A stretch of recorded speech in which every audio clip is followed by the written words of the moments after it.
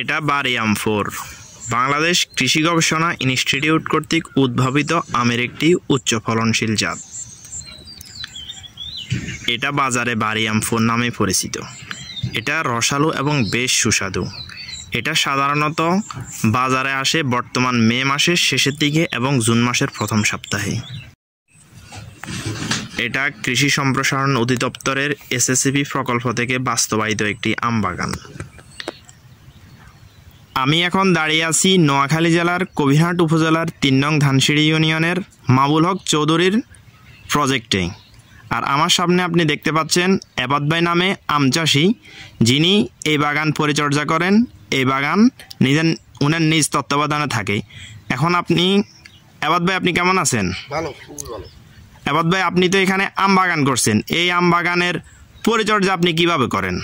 আমি সময়ে যে টাইমে যেটা লাগে এটা ব্যবহার করতে হয়, ওষুধ দিতে হয়, এটা গাছগুলা পরিষ্কার করতে হয়, ওষুধ সার হচ্ছে দিতে হয়।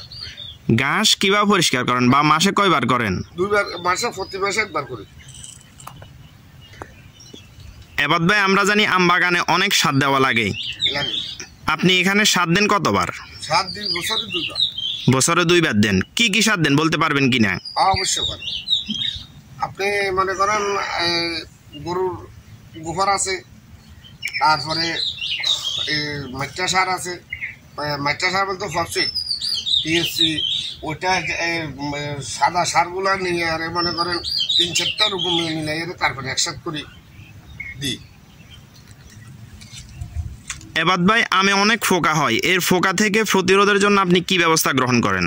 আমি বিভিন্ন রকমের বিষ আছে, এটা আমাদের আছে,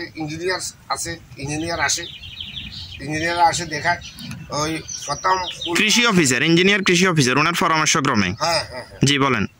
ওনার পরিশ্রমে মনে করেন প্রথম ফুল আসে, ফুলের ভিতর দিতে হয়।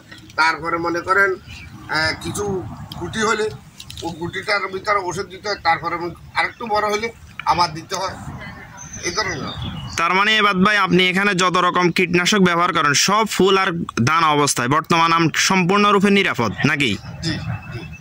ঠিক আছে এবাদ ভাই, ধন্যবাদ আপনি আপনার মূল্যবান পরামর্শ, আপনার কাজের অভিজ্ঞতা আমাদের সাথে শেয়ার করার জন্য। এই আমের একটা বিশেষ বৈশিষ্ট্য আছে।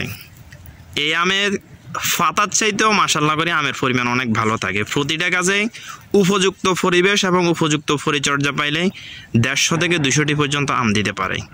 তো আমাদের ভিডিওতে আপনাকে স্বাগতম। এমন গুরুত্বপূর্ণ ভিডিও দেখার জন্য অবশ্যই আমাদের সাথে থাকুন। চ্যানেলে কমেন্টস করেন আপনি পরবর্তীতে কিসের উপর ভিডিও দেখতে চান, ভিডিওতে অবশ্যই জানাবেন।